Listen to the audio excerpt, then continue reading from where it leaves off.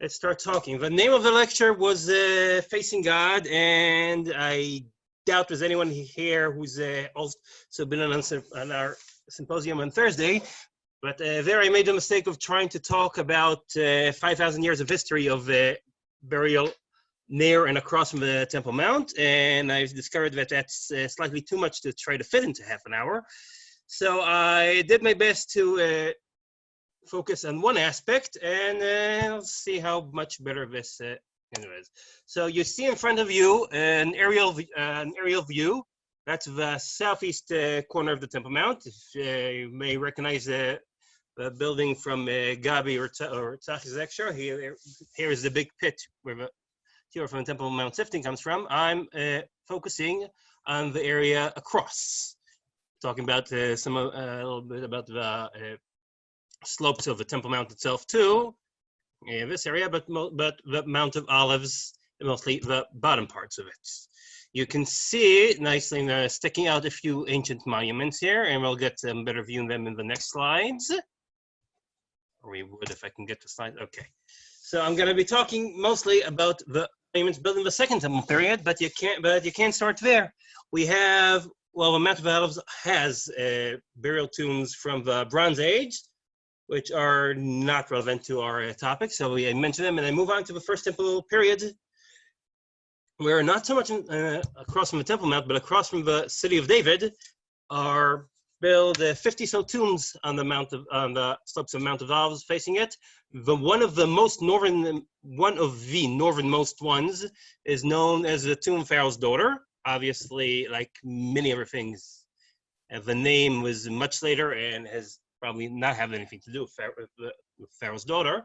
It was called that way because I sadly don't have that picture here. If you would see the top, you would see the remnants of what used to be a pyramid-shaped cover on the top of it. It was quarried away sometime probably in medieval periods, possibly earlier. And 19th century explorers looked at it, remembered the biblical story of Solomon married Pharaoh's daughter, and named it that. Who was indeed buried there, we don't know. If you can just about make out the edge of the doorway here, there's this little rectangle here. That's the very end of a inscription, which also I apologize for not bringing a picture of. It had the name of the deceased, and it was defaced some time in the past 3,000 years. We only have the very last letter, a Vav, which narrows it down to about a third of all names from the biblical period. So who was actually buried there, we don't know, and I am moving forward in history. Here is a map, slightly outdated. This map was prepared about 20 years ago. Of all the burial tombs of the Second Temple period in Jerusalem. It's a portion of the map, as you can see, zones 5 through 31. It's much bigger, but we're here talking about the areas surrounding the Temple Mount, right? This little rectangle in the middle.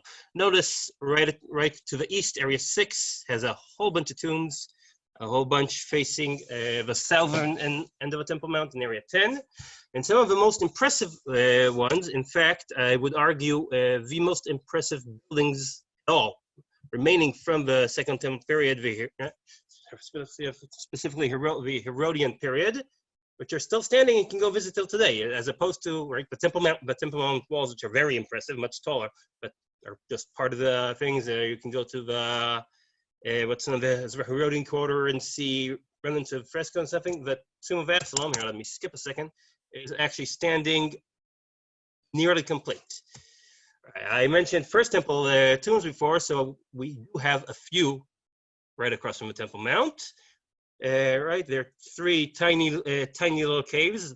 By tiny, I mean can basically fit a person in there if he crouches much.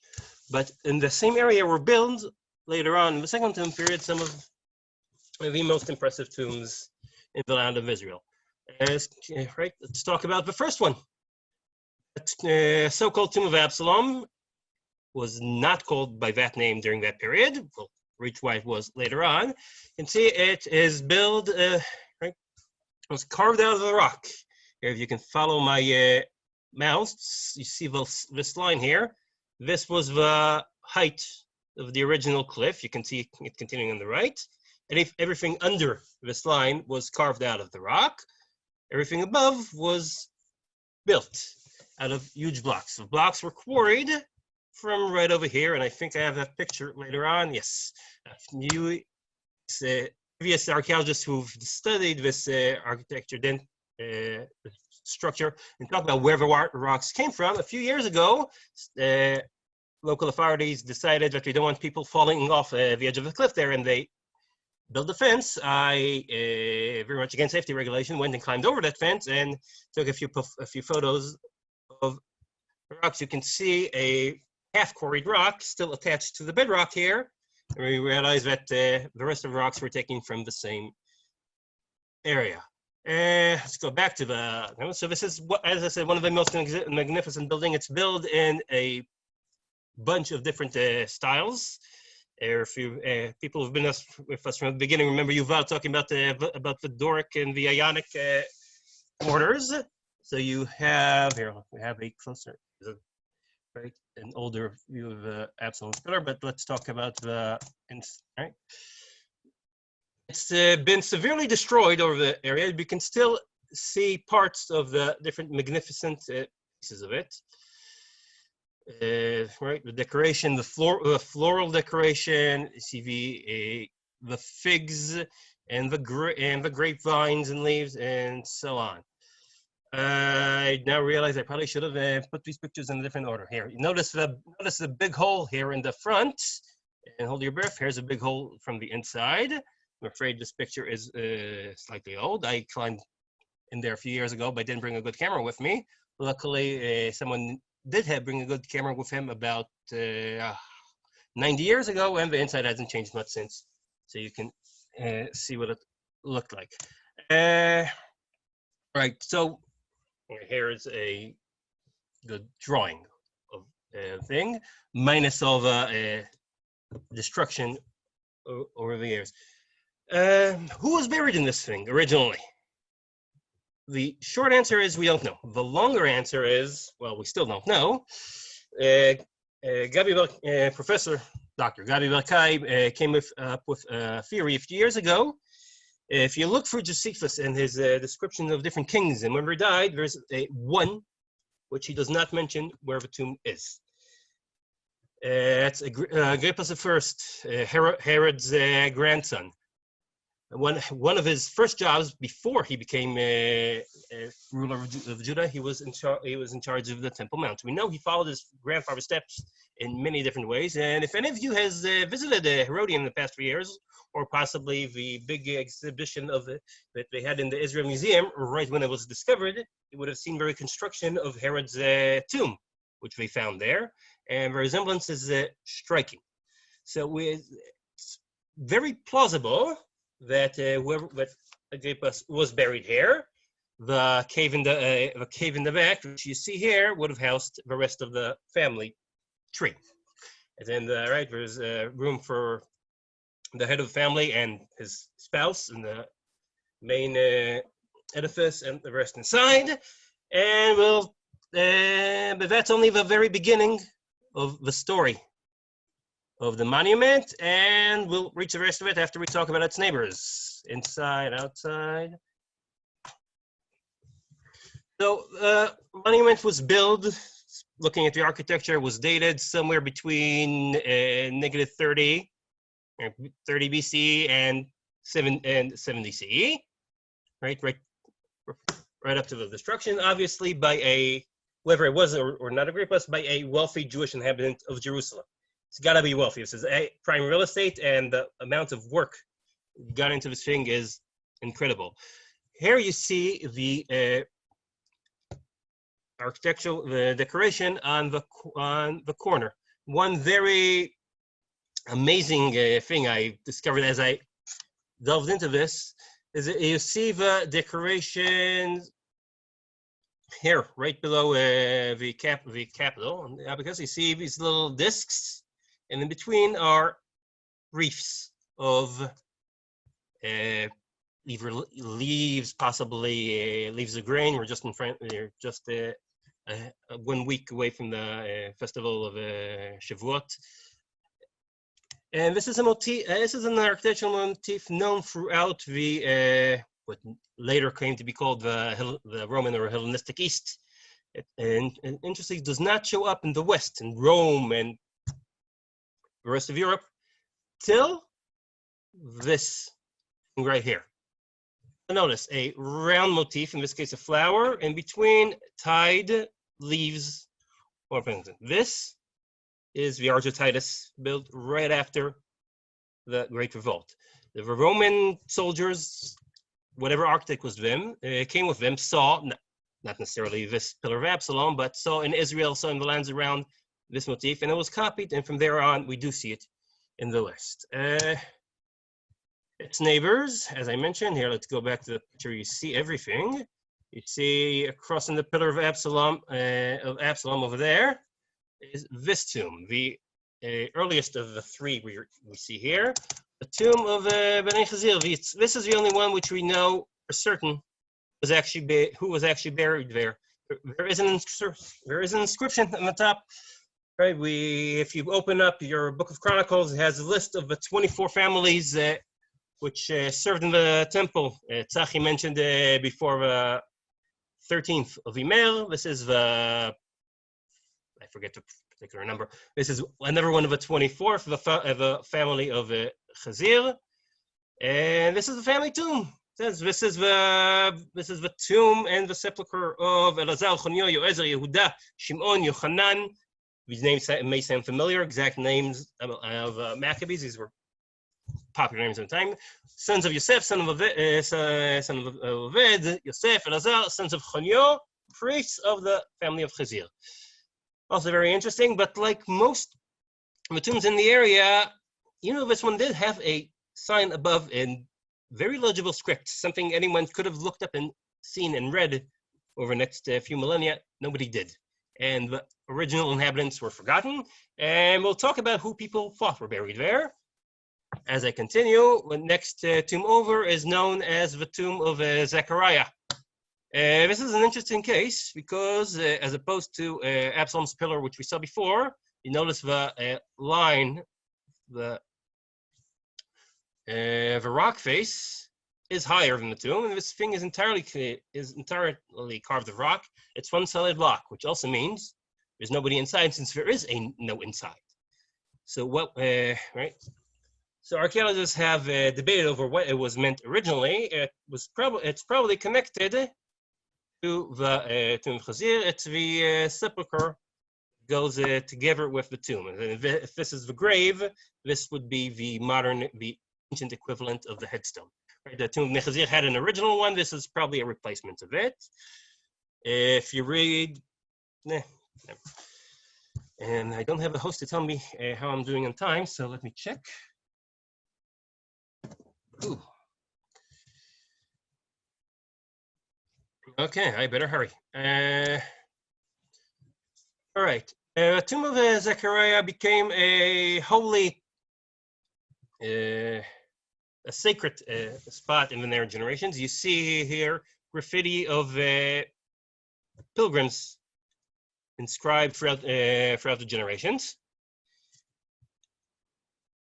Just as you can see on the Western Wall or Tomb of Rachel, the Church of the Holy Sepulchre, Roman catacombs, and so on and so forth. Next, Gabi showed this picture earlier, right? The very first printed map of Israel, printed by someone who was actually there. Right, Richard Ulrich, and I am sure I'm mispronouncing that, came with Baron von Holenditz on his pilgrimage to the Holy Land. And you see here in the corner, right, so this is an ancient map. It's not very accurate, but still you see here in the corner, Symposium Absalom. Sorry, my Latin's a little rusty. And a picture, not quite to scale, or correct, but still a building with a conical roof. To the side, another building with 3 windows, the Tomb of Bnei Chazir. Right, you see is also the first written information we have about the tomb, the Muslim cemetery near the Golden Gates. You see these tombs over here. And continuing on. So what happened within these tombs over the years? So the Tomb of Zechariah came to known as Zechariah. Zechariah, son of Jehoiada, is mentioned in the book of Chronicles as a priest and a prophet who stood up and berated the people in the Temple Mount. Tell them, right? He didn't quite like their idol worship. The people did not quite like his berating, and therefore turned around and unceremoniously killed him. Which is not a very nice thing to do, and righteous sages and right, and Christian writing and so on go on about it. Somebody at some point felt guilty, and I said we don't know who originally archaeologically this tomb was made for. I mean, if Yedaya was somewhere in the 7th century, this tomb was built in the 1st century BCE. It was obviously not built for him originally, but since whoever built it originally didn't leave a name, at some point it was ascribed to him. As if we go back all the way back to my first slide, it is right across from the Temple Mount. So looking at who that would be, it was ascribed to him. In writings of the Church Fathers, Christian writings from the 4th century, we find a different version. Right, the brother of Jesus, James the Lesser, was standing on top of the Temple Mount preaching. He was asked to forsake Jesus. He would not. And a similar story, was thrown off the Temple Mount to the bottom and died. And if you read Hezekiah, he tells us how the Jews felt very guilty, built this tomb, and they would come every year and cry on him. So we have both Jewish sources and Christian sources telling us how this is a place where the Jews would come and weep. They disagree over who, but about a person they felt guilty about being killed in the Temple Mount. And the place, and so the place became sacred. We have medieval writings telling us about how Jews would come here during the Tisha B'Av, right, lamenting the temple. During droughts, this is a place they would come together and pray for rain. And skipping ahead a bit, I have this picture, January 2nd, 1943.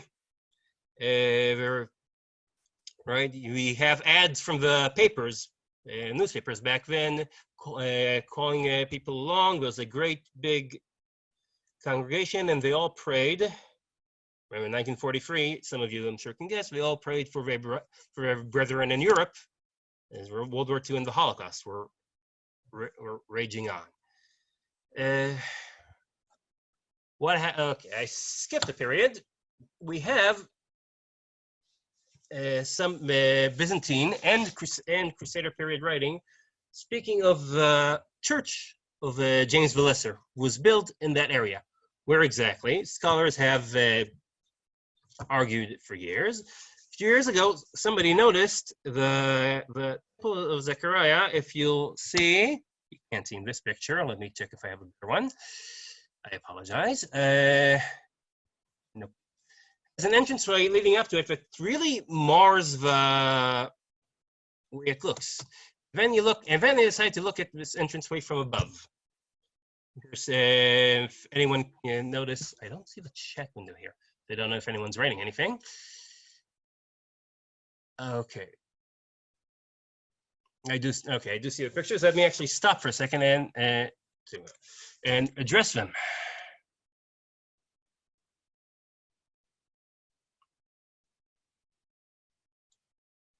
Okay, the tombs are close to the Temple Mount. The Talmud says tombs have to be 2 kilometers from the place of entrance and the chamber of the stones.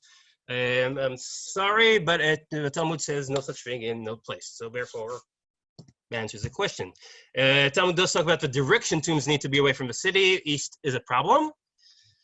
Apparently they did so anyway. All right, the tradition of the pillar called Absalom came after medieval times. The very first person to mention the pillar of this structure by name is known as the Bordeaux Pilgrim. He's a person who came on a pilgrimage. We don't know his name, but he wrote an account. He mentions he came in the year 443. He mentions the pillar of Absalom, calls it the tomb of King Hezekiah. And if you go, I have a list somewhere of the different names the tomb was given, a whole bunch of different people. From about the 12th century, most pilgrims already give the same name. They call it Absalom. You still have some outliers. Nowadays, it's pretty much accepted. Even to the point of the story I love retelling. It's just so ridiculous. You'll find it in many pilgrim first guides. The story was first told in the mid 19th century about how after Napoleon came to the country, he saw this pillar of Absalom. He asked who this magnificent structure was made for, and they told him the story of Absalom. He got so upset that the rebellious child had such a great thing that he took his cannon and shot the top off. It's a great story, has absolutely no relation to reality. The top is A, not broken. B, it's based on the name in Hebrew. In Hebrew, Yad of Shalom, the hand of Absalom. Somebody understood that literally, that to mean that there was a hand figure on top. I suppose before Napoleon, none of the people describing it mention a hand. Only after he supposedly shot off the shelter. And of course, the main problem with this story is Napoleon never made it to Jerusalem. Right? He reached the city of Akko, and his troops were defeated there. And I have one more question. Josias, yes, I did skip that. And a few years ago, Josias, who used to live nearby, he said he would come every day and look at the pillar. After he looked at a picture of the pillar of Absalom from the side. We're looking at it from the front. It would be on the right side. That's the south. And he noticed something strange. So he would come down every day. He said, till one specific day in the year, in the afternoon, the sun hit it in a very specific angle. He saw some letters. All right, the story carries on. He built the construction. He revived the 19th century technique of making a squeeze, basically taking a bunch of paper mache and pushing it into it. And he found a Greek inscription in the Greek language, which says that this is the tomb of Simon and Zechariah. If you read his article, he goes through every Simon and Zechariah in the Bible. Probably also refers to people connected to the temple. Simon is the priest who is mentioned as the first person to recognize Jesus, and and when he was just a 40-year-old baby. Zechariah is the grandfather of John the Baptist. And and I said the tomb itself is very obviously built in the 1st century BCE. The people who gave it its name weren't archaeologists. They didn't know this. So they ascribed it to Absalom. Absalom is mentioned in the Bible that he built himself a pillar in the Valley of the King. So I said, where is the Valley of the King? Also doesn't say, but imagine yourself as a pilgrim or a inhabitant of Jerusalem in the late antiquity. You look around, what could this possibly be? You open your Bible, and you say it matches. So yes, this talks about Absalom, the son of David, and yes, that leads me to another story which I skipped. If we'll go back to this picture, this picture was taken about 10 years ago. Notice the ground is very nice and level. This, where did it go? This is about 100 in the late 19th century. Notice the humongous piles of rocks all around. And we know We have a very picturesque description of it from the 15th century and other inscriptions before and after. But people, just anyone who would pass by would take a rock and toss it on the pillar of Absalom, figuratively punishing this rebellious child. And the monk, Felix Fabry, who visited in Jerusalem in the 15th century, tells us how any rebellious child, his father would grab him by the ear, take him down, would tell him the story of Absalom. He would learn the folly of his ways, what happened to rebellious children, and together they would stone the thing. I want to talk for a second about what happened to the Tomb of Zechariah throughout the generations. Before I do, let me point out in this picture, notice this woman standing here in front. Right by her feet is a bucket. What she's about to do is draw water from the well. You can just see the round capstone. And this has to do with Zechariah here. If I go back to, I have the ancient picture here. Notice the Tomb of Zechariah on the right. And one thing you notice is the multitude of graves, modern graves from the 17th century onwards. In 17th, buried right on top of it. Yes, when I stopped and I answered questions in the middle of telling how the original church dedicated to James Valles was built right in front of the Tomb of Zechariah. And if you'll notice the shape you see right in front of you, this is the crypt of that church. All right, nothing of the actual building remains standing. There's some plaster on the walls. But the crypt of the church, you notice the cross shape. Right, you have two stairwells leading down from the right and the left. This little niche, which is above a tiny little cavern about a foot or two deep, and the entrance. This is the crypt, the ground level and whatever second, third, fifth, probably not, levels of the church built on top did not survive. And after it was destroyed, we're not entirely sure when, but by the 12th century, people already write that they see it's the debris. So before then, it was destroyed. Dirt accumulated over the ages, and by the time the Jews came to bury in this area, it was completely covered in dirt. Did I have a picture here? You see right?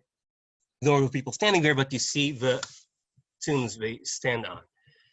Unfortunately for those people buried here, in the year 1947, a couple of Bedouins made a discovery: the Dead Sea Scrolls. Right, those were the first of the very first scrolls found. Later, archaeologists and treasure hunters went and discovered a whole bunch more, including one very peculiar one. Yes, made out of copper. I'm about to reach that, Frederick. Right, what happened to the tombs in front of Zechariah's tomb? So the copper scroll was discovered. It took a few years till they finally were able to figure out how to open it. It was taken to England by a philologist named John Allegro, who figured it out with an engineering friend. They can saw it into strips, open it up, and see what's written inside. And then they found a treasure map. Not actually a map, wasn't anything drawn in that, but they had instructions. If you go by the Tomb of Absalom, it said, well, I forget the numbers, excuse me, but you go several feet to the left, you dig this much down, you find this amount of gold. Near the tomb of Simon the Just, and so on and so on and so forth. John Allegro put together a team. He came to Israel and he went digging. He dug in Qumran, he dug in other places, and here is his team right here, clearing the dirt from around the so-called Tomb of Zechariah. I thought I had another picture of him. Never mind. As if you read the archaeological report they made, you'd never guess they were modern graves around there, but there were. Said the graves around here are built are from the 17th century onwards.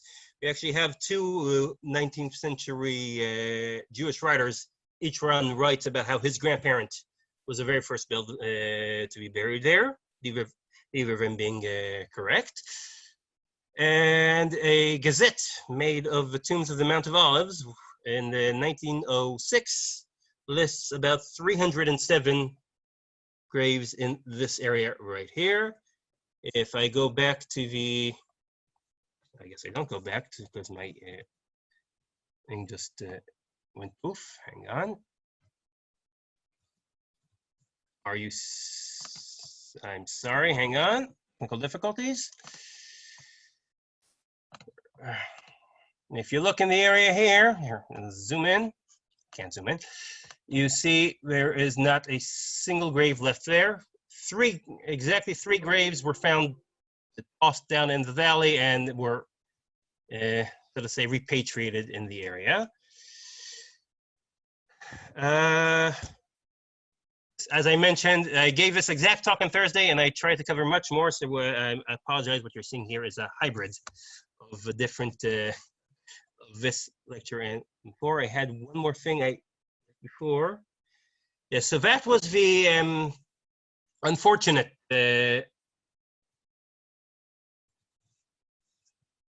excavation done there in 1960 by which were, you know, archaeologically speaking, I'd say at least it could have been published at some point, and we've had something there, but it was, but we never entire thing. How are we on time?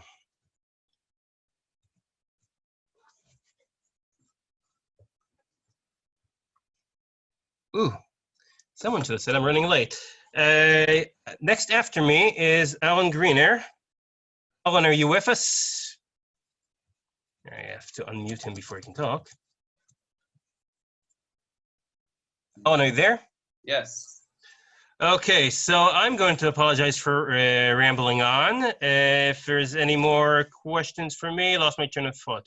The location of the Church of James Valles, there was a whole bunch of basically any spot there near those tombs was considered. According to Baziso and John Kendler, it was probably at the very foot of the of Zechariah, basically where all these people were standing, 1,000 years before. But I've gone and I've scoured the whole area. There are bits and pieces, tiny, millimeter thick, but you can of plaster from the Byzantine period. You can find on the edges of the Tomb of Zechariah, inside the Tomb of Hezekiah, and in the Tomb of Absalom. Probably there's a compound surrounding the whole area. If anyone wants to read more, I recommend on that particular topic. I recommend the article by Ziso and Tendler, and I'm gonna let Alan start speaking.